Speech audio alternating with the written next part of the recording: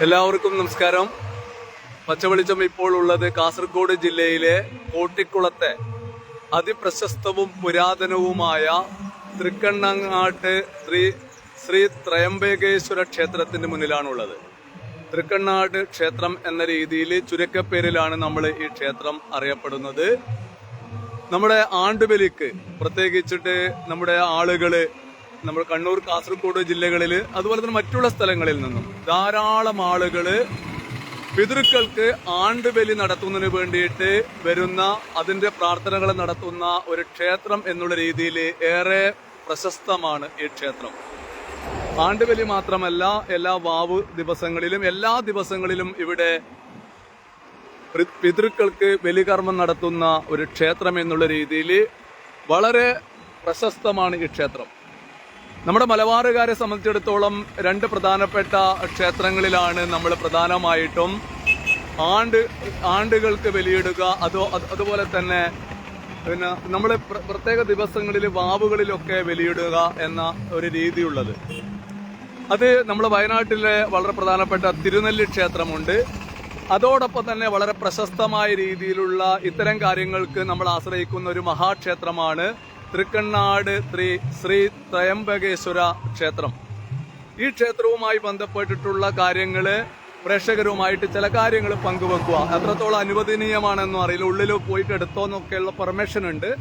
എന്നാൽ പോലും ഇവിടെ ഒരു കാര്യത്തിന് വേണ്ടി വന്ന സമയത്ത് പച്ചവെളിച്ചത്തിലെ പ്രേക്ഷകർക്ക് ഈ ക്ഷേത്രത്തെ ഒന്ന് പരിചയപ്പെടുത്തുക എന്നുള്ള ഉദ്ദേശത്തോടു കൂടിയാണ് ഇവിടെ എത്തിയിട്ടുള്ളത്. ഇവിടുത്തെ ഏറ്റവും പ്രധാനമായിട്ടുള്ള ഒരു ഗുണകരമായ ഒരു കാര്യം എന്നുള്ള രീതിയിൽ പച്ചവെളിച്ചത്തിന് പറയാനുള്ളത്, ഈ ക്ഷേത്രത്തിലെ നമ്മള് ബലികർമ്മവുമായി നമ്മളിവിടെ വരുന്ന സമയത്ത് നമ്മളെ ഈ വളരെ നല്ല രീതിയിലാണ് ക്ഷേത്രത്തിലെ ജീവനക്കാര് സ്വീകരിക്കുന്നത്. ഒരു കൺഫ്യൂഷനും വേണ്ട. നമ്മൾ ഈ ക്ഷേത്രത്തിലെ ജീവൻ എത്തിയാൽ തന്നെ അവര് ഓടി വന്ന് നമ്മൾ അങ്ങനെയാണ് എതിരിട്ടത്. അങ്ങനെയുള്ള അനുഭവങ്ങൾ പലപ്പോഴും പല ക്ഷേത്രങ്ങളിൽ നിന്നും നമ്മൾക്ക് ഉണ്ടാവാറില്ല. എന്നാൽ തൃക്കണ്ണാട് ക്ഷേത്രത്തില് ഉള്ള നമ്മൾ ഇവിടുന്ന് ഉള്ളിലേക്ക് കയറിയ സമയത്ത് ഉടനെ തന്നെ എന്തിനാണ് വന്നത്, എന്ത് ചടങ്ങാണ് നിങ്ങൾക്ക് നടത്തേണ്ടത് എന്നൊക്കെ അവിടെ നിയോഗിക്കപ്പെട്ട ഉദ്യോഗസ്ഥൻ, ദേവസ്വത്തിന്റെ ചുമതലക്കാരൻ നമ്മളോട് കൃത്യമായിട്ട് ചോദിക്കാനും കാര്യങ്ങൾ മനസ്സിലാക്കിയിട്ട് നമ്മളെ ഇന്ന രീതിയിൽ കാര്യങ്ങൾ ചെയ്യണമെന്ന് പറയാനും ഒക്കെ അവർ തയ്യാറായിട്ടുണ്ട്. അത് ഒരാൾ മാത്രമല്ല, നമ്മൾ പല സ്ഥലത്ത് പോകുന്ന സമയത്തും ഈ ചടങ്ങുമായി ബന്ധപ്പെട്ട് പോകുന്ന സമയത്ത് പല രീതിയിലുള്ള കൈകളിലൂടെ സഹായങ്ങൾ നമുക്ക് എത്തുന്നുണ്ട്. ആ അർത്ഥത്തില് നമ്മുടെ മലബാർ ദേവസ്വത്തിന്റെ അധീനത്തിലുള്ള ക്ഷേത്രമാണ്. ആ അർത്ഥത്തില് ഇവിടുത്തെ ദേവസ്വം ജീവനക്കാരെ നമ്മൾ നല്ല രീതിയിൽ ഹൃദയത്തോട് ചേർത്ത് വെക്കുകയാണ്. ഇവിടെ വന്നു കഴിഞ്ഞാൽ നമുക്ക് റെസീറ്റ് ആക്കാം, ആണ്ട് ബലിക്കാക്കാം, പിതൃക്കൾക്ക് ബലിക്കാക്കാം. അതുപോലെ തന്നെ മറ്റുള്ള പല രീതിയിലുള്ള പ്രാർത്ഥനകളും ഇവിടെ ഒരു ശിവക്ഷേത്രം അങ്ങനെയുള്ള ആരാധനാക്രമങ്ങൾ നടക്കുന്നുണ്ട്. അതിന് ഇവിടെ പല രീതിയിലുള്ള പൂജകളും അതുപോലെ തന്നെ ആരാധനകളും ഒക്കെ ഇവിടെ ചെയ്യാം. അങ്ങനെ വന്നിട്ട് നമ്മൾക്ക് എന്താണ് വേണ്ടത് അന്വേഷിച്ചിട്ട് ഇവിടെ വന്ന് നമ്മൾ റെസീറ്റ് ആക്കുക. റെസീറ്റ് ആക്കിയതിനു ശേഷം നമ്മൾക്ക് പിതൃബലിയാണ്, ബലിയിടാൻ വേണ്ടിയിട്ടാണ് നമ്മൾ വരുന്നതെങ്കിൽ അത് കൃത്യമായിട്ട് അവരത് പറഞ്ഞു തരും. അതിന്റെ റെസീറ്റ് ആക്കുക. ഇത് റെസീറ്റ് കൗണ്ടറാണ്. ഇവിടെ നമ്മുടെ ആറാട്ട് മഹോത്സവത്തിന്റെ സംഘാടക സമിതി, തൃക്കണ്ണങ്ങാട്ട് ത്രയംബക ക്ഷേത്ര ആഘോഷ കമ്മിറ്റി ഒക്കെ ഉണ്ട്. ഇവിടെ ഒരു ആഘോഷം നടക്കുന്നുണ്ട്. അതുപോലെ തന്നെ ഇതാണ് നമ്മുടെ കൗണ്ടർ. ഇവിടെ വന്നു കഴിഞ്ഞാൽ രാവിലെ നല്ല തിരക്കുണ്ടായിരുന്നു. 11 മണി വരെയാണ് ഇതിന്റെ സമയം.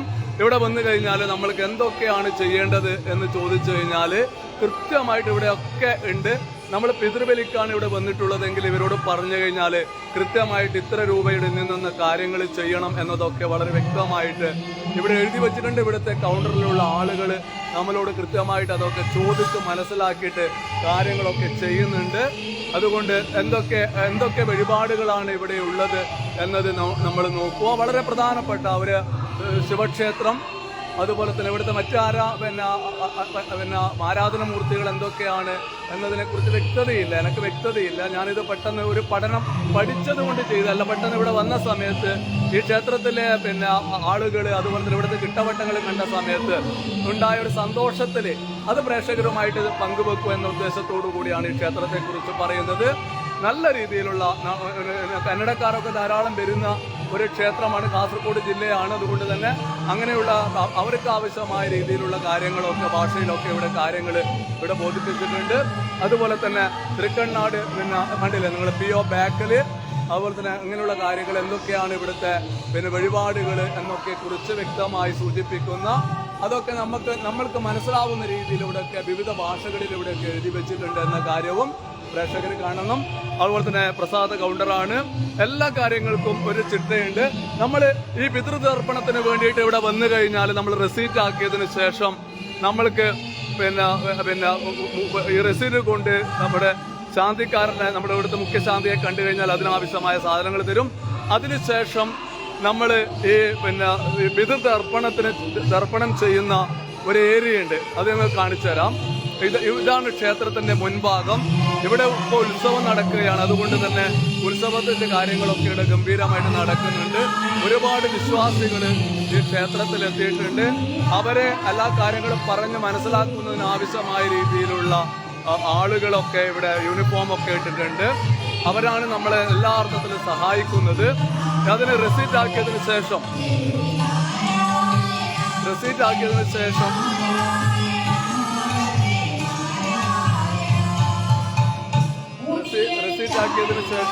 ക്ഷേത്രത്തെ പൂജാരിയെ കണ്ടതിന് ശേഷം നമ്മൾക്ക് നമ്മുടെ പിതൃതർപ്പണം ചെയ്യാനുള്ള ഒരു ഏരിയ ആണ് ഇത്.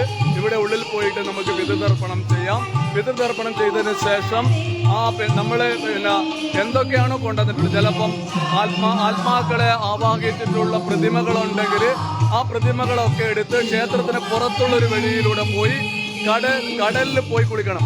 അതിന് തുടക്കത്തിൽ ക്ഷേത്രത്തിൽ വന്ന ഉടനെ തന്നെ ആദ്യം ചെയ്യേണ്ടത് നമ്മൾക്ക് ഈ ക്ഷേത്രത്തിന്റെ പിറകില് ഒരു കുളമുണ്ട്. ആ കുളത്തിൽ പോയിട്ട് ബലിതർപ്പണത്തിന് വന്ന ആളുകള് കുളിച്ചിട്ട് ഈറലോട് കൂടിയിട്ട് ഈ ക്ഷേത്രത്തിലേക്ക് വന്നിട്ടാണ് ഇവിടുന്ന് ഇത്തരം നമ്മുടെ ഈ ദർപ്പണത്തിന് ആവശ്യമായ വസ്തുക്കളൊക്കെ വാങ്ങിയിട്ട് നമ്മൾ നേരത്തെ കാണിച്ച ആ ഹാളിൽ പോയിട്ട് അതൊക്കെ ചെയ്യേണ്ടത് എന്നുള്ള കാര്യവും നമ്മൾ അറിയണം. എത്രത്തോളം നിങ്ങൾ ഇത് കേൾക്കുന്നുണ്ട് എന്നൊന്നും എനിക്കറിയില്ല. വലിയ ശബ്ദമുണ്ട് അവിടെ. അവരുടെ അർച്ചനയാണ്, ഗാനാർച്ചനയാണ്.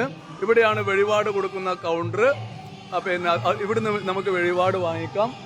അതോടൊപ്പം തന്നെ നമ്മൾ കുളിക്കുന്നതിനാവശ്യമായിട്ടുള്ള ബലിതർപ്പണത്തിന് എത്തുന്നവർ നിർബന്ധമായിട്ടും കുളിച്ച് അണിഞ്ഞാണ് ഇവിടത്തേക്ക് വരേണ്ടത്. അതിനുള്ള കുളമാണ് അവിടെയുള്ളത്. അത് തൊട്ടപ്പുറത്താണ്. അത് പ്രേക്ഷകരെ ഒന്ന് കാണിക്കാം. അവിടുത്തെ ഉള്ളിലേക്കൊന്നും പോകില്ല, കാരണം ഇതൊക്കെ വളരെ പവിത്രമായ ചില കാര്യങ്ങളാണ്. അത് ആ രീതിയിൽ നമ്മൾ കമ്മ്യൂണിക്കേറ്റ് ചെയ്യുന്നത് ശരിയല്ല എന്നതുകൊണ്ടാണ് അതിലേക്ക് പോകാത്തത്. ഇത് കാണുമോ നിങ്ങൾ? ഇവിടെ വന്ന് നമ്മുടെ ത്രയംബക ക്ഷേത്രത്തിലേക്ക് പിതൃബലിക്ക് വരുന്നവർ ക്ഷേത്രത്തിൽ വന്നിട്ട് കൗണ്ടറിൽ ആദ്യം കയറിയിട്ട് കൗണ്ടറിൽ പോയിട്ട് നമുക്ക് എന്തിനാണ് വന്നത് എന്ന് പറഞ്ഞു കഴിഞ്ഞാൽ അവരെല്ലാ കാര്യങ്ങളും ചെയ്തു തരും. അങ്ങനെ റെസീറ്റ് ആക്കിയതിന് ശേഷം നമ്മൾ വരേണ്ടത് പിതൃതർപ്പണത്തിന് എത്തിയവരാണെങ്കിൽ വരേണ്ടത്. കാരണം എന്നുണ്ടെങ്കിൽ ആണ്ടുബലിക്ക് ഇവിടെ വരാറുണ്ട്, അല്ലെങ്കിൽ ഭാവിന് ഇവിടെ വരാറുണ്ട്. അതുപോലെ തന്നെ ദിവസവും ഇവിടെ വന്നിട്ട് നമ്മളെ ജ്യോത്സ്യന്മാരൊക്കെ പറഞ്ഞതിന്റെ അടിസ്ഥാനത്തിൽ പിതൃക്കൾക്ക് മോക്ഷമില്ല എന്നൊക്കെ പറഞ്ഞു കഴിഞ്ഞാൽ അതൊക്കെ ചെയ്യാൻ ആവശ്യമായ കാര്യങ്ങൾക്ക് വേണ്ടിയിട്ട് എല്ലാ ദിവസവും ഇവിടെ നല്ല ജനങ്ങളുണ്ടായിരുന്നു. ഇതാണ് ആ കുളം. ഇവിടെ വസ്ത്രം മാറാൻ ആവശ്യമായ സൗകര്യങ്ങളൊക്കെ ഉണ്ട്. ഇതാണ് കുളം. ഈ കുളത്തിൽ നിന്ന് കുളിച്ച് ഈറലണിഞ്ഞ് നമ്മൾ ക്ഷേത്രത്തിലേക്ക് പോയിട്ട് അവിടുന്ന് പൂജാരിയിൽ നിന്ന് പിതൃക്കൾക്ക് ആവശ്യമായ അതിന് പിണ്ടം വെക്കുന്ന വസ്തുക്കളൊക്കെ വാങ്ങിച്ചിട്ട് നമ്മൾ നേരത്തെ കാണിച്ച ഹാളിലേക്ക് പോയി അവിടെ പൂജാരികളുണ്ട്. അത് പൂജ നടത്തി അവിടുന്ന് മന്ത്രങ്ങളൊക്കെ ചൊല്ലി പൂജ നടത്തിയതിന് ശേഷം നമ്മൾ എന്തെങ്കിലും തരത്തിലുള്ള പ്രതിമകളൊക്കെ കൊണ്ടുവന്നിട്ടുണ്ടെങ്കിൽ അതൊക്കെ അവിടെ കൊടുത്ത് ആ പൂജ അർപ്പിച്ചതിന് ശേഷം നമ്മുടെ പുറത്തുകൂടെ ക്ഷേത്രത്തിലേക്ക് പോകുമ്പോൾ പുറത്തുകൂടെ കടലിലേക്ക് പോയിട്ട് അതൊക്കെ ഒഴുക്കി കളയണം എന്ന് പറഞ്ഞാൽ ഈ പ്രതിമകൾ ഒഴുക്കി കളയാൻ വേണ്ടി പാടില്ല, അത് കഴുകിയെടുക്കണം. ആ കഴുകിയെടുത്തതിന് ശേഷം എന്ത് ചെയ്യുമെന്ന് വെച്ച് കഴിഞ്ഞാല് നമ്മൾ ഇവിടെ നിക്ഷേപിക്കേണ്ട സ്ഥലമുണ്ട്. പിതൃക്കളെ ആവാഹിച്ച പ്രതിമകൾ നിക്ഷേപിക്കേണ്ട സ്ഥലമുണ്ട്. ആ നിക്ഷേപിക്കേണ്ട സ്ഥലത്ത് അതൊക്കെ നിക്ഷേപിക്കണം എന്നാണ് അതുമായി ബന്ധപ്പെട്ടിട്ട് പറയാനുള്ളത് എന്ന കാര്യവും നമ്മൾ ശ്രദ്ധിക്കണം. ഇതാണ് ഈ ക്ഷേത്രം. വളരെ മനോഹരമായ നല്ല ശാന്തതയുള്ള ക്ഷേത്രമാണ്. ബലിതർപ്പണത്തിന് വരുന്നവർ പാലിക്കേണ്ട കാര്യങ്ങൾ വെച്ച ശേഷം യാത്രാക്കുളത്ത് കുളിച്ച് ഈറനോടെ നടയിൽ വന്ന് ഭണ്ഡാര സമർപ്പണം നടത്തി കാണിക്ക അർപ്പിച്ച് വെറ്റിലയും അടക്ക, അത് പറയാൻ വിട്ടുപോയി. വെറ്റില അടക്കയും വാങ്ങിക്കണം. 2 അടക്കയും 10 വെറ്റിലയും അത് പുറത്തു പോയിട്ട് വാങ്ങിക്കണം. അതിന് 40 രൂപയാണ് ചാർജ് ചെയ്യുന്നത്. വെച്ച് ദക്ഷിണ സമർപ്പണം ചെയ്ത് അരിയും പൂവും സ്വീകരിച്ച് കർമ്മിയെയും കൂട്ടി കടൽ തീരത്ത് ചെന്ന് തർപ്പണം ചെയ്ത് വെറ്റിലെ അടക്കുകയും വെച്ച് ദക്ഷിണ നൽകി സമുദ്രജലം പ്രോഷിച്ച് സ്വയം തളിച്ച് വീണ്ടും ക്ഷേത്രകുളത്തിൽ മുങ്ങിക്കുളിച്ച് ഈറൽ മാറി നടയിൽ വീർന്ന് പ്രാർത്ഥന നടത്തി പ്രസാദം സ്വീകരിക്കേണ്ടതാണ്. ഇതാണ് ഇതിന്റെ ചടങ്ങ്. ഇപ്പം പണ്ടൊക്കെ നമ്മുടെ കടൽ തീരത്ത് വെച്ചാണ് പിതൃതർപ്പണം ഉണ്ടായിരുന്നത്. എന്നാൽ ഇപ്പോൾ നമ്മൾ കാണുന്ന ഹാളിൽ വെച്ചാണ് പിതൃതർപ്പണം നടത്തുക. അവിടുന്ന് അതൊക്കെ വാങ്ങിച്ചതിന് ശേഷം നമ്മൾ കടലിൽ പോയിട്ട് നമ്മൾ തന്നെ അതൊക്കെ കടലിൽ നിക്ഷേപിച്ച് ശുദ്ധി വരുത്തിയിട്ട് തിരിച്ച് പുറത്തുകൂടെ വന്നിട്ട് അതേ ക്ഷേത്രകുളത്തിൽ പോയി കുളിച്ച് വസ്ത്രങ്ങളൊക്കെ ഈറൽ വസ്ത്രങ്ങളൊക്കെ മാറ്റിയതിനു ശേഷം നമ്മുടെ ക്ഷേത്രത്തിലേക്ക് എത്തിയിട്ട് നമ്മൾക്ക് ഇവിടെ പ്രാർത്ഥിച്ച് നെയ്വിളക്കൊക്കെ വെച്ചതിന് ശേഷം ഇവിടെ വന്ന് നമുക്ക് പ്രസാദങ്ങൾ വാങ്ങിക്കാം. ഇതാണ് ഇവിടുത്തെ ഒരു പൊതു ചടങ്ങ്. ഇവിടെ ഇപ്പം ക്ഷേത്രത്തിൽ ഉത്സവത്തിന്റെ ഭാഗമായിട്ടുള്ള കാര്യങ്ങളാണ്.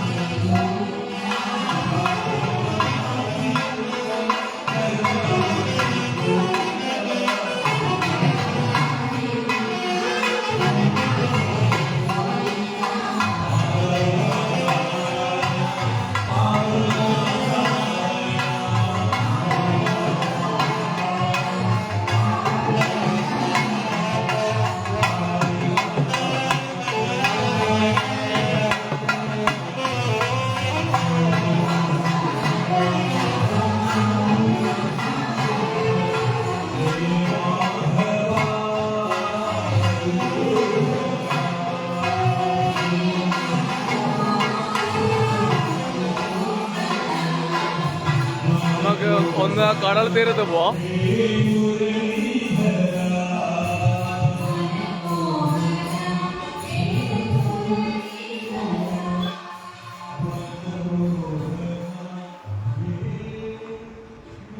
ഇത് ഹൈവേ ആണ്, നല്ല തിരക്കുള്ള ഹൈവേ ആണ്. അതുകൊണ്ട് നമ്മൾ അതിന്റെ ഒരു കാര്യവും നമ്മൾ ശ്രദ്ധിക്കേണ്ടതാണ്. ഇവിടെ കടൽ തീരത്ത്, കാരണം വെച്ചാൽ ഇവിടുത്തെ പിതൃതർപ്പണമൊക്കെ നടത്തിയതിനു ശേഷം കടലിൽ പോയിട്ടാണ് നമ്മൾ എന്ത് ചെയ്യേണ്ടതെന്ന് വെച്ച് കഴിഞ്ഞാൽ അതൊക്കെ സമർപ്പിക്കേണ്ടത്. അതുപോലെ തന്നെ നമ്മൾ ബലിയിട്ട ഇതൊക്കെ കാക്കകൾക്ക് സമർപ്പിക്കേണ്ടതും കടൽ തീരത്താണ്.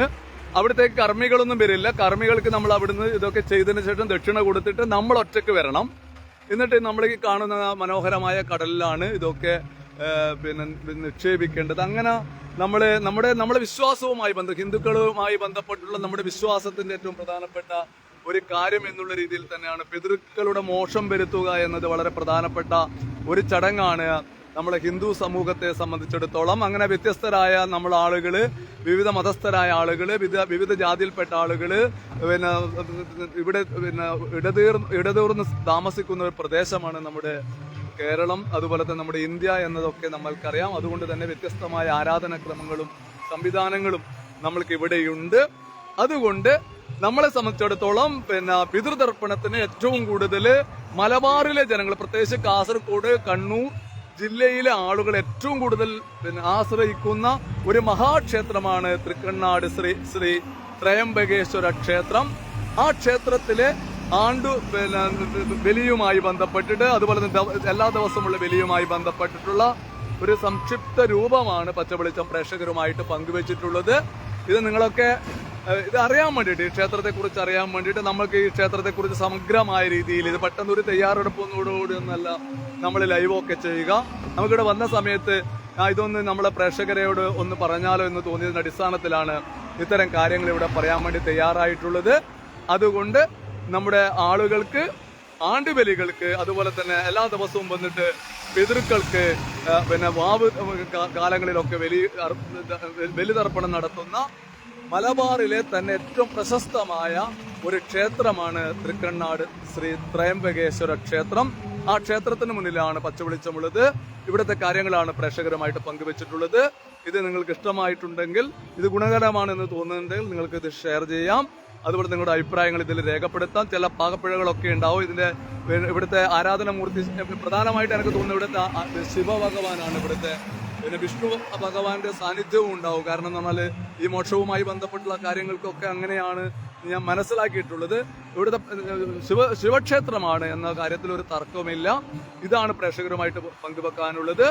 പച്ചവെളിച്ചത്തിനു വേണ്ടി തൃക്കണ്ണാട് ശ്രീ ത്രയംബകേശ്വര ക്ഷേത്രത്തിന് മുന്നിൽ നിന്ന് രാജീവൻ പച്ച.